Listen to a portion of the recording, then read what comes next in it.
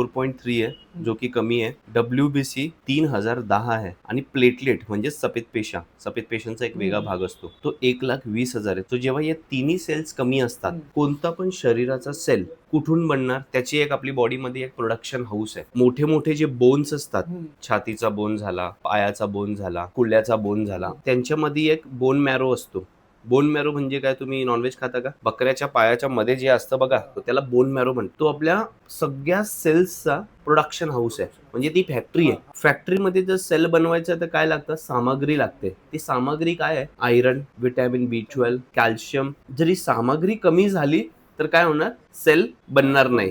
जसं की हिमोग्लोबिन नाही बनणार, WBC नाही बनणार, प्लेटलेट नाही बनणार, असे सेल्स नाही बनणार. आपण तुमचा रिपोर्ट आयरनचा केलेला आहे, नॉर्मल आहे. मग जर हे नॉर्मल आहे, युरिन टेस्ट केली त्याच्यातून ब्लड जात नाही, याचा अर्थ काय, ब्लड कमी बनतोय. जर ब्लड कमी बनत असेल तर आपल्याला फॅक्टरी तपासून बघायला पाहिजे, म्हणजेच बोन मॅरो एस्पिरेशन करून टेस्ट करायला पाहिजे. हे कोण करतात, हिमॅटोलॉजिस्ट करतात. तुमचा वेळ न वाया घालवता मी लगेच तुम्हाला हिमॅटोलॉजिस्ट कडे रिफर करतो.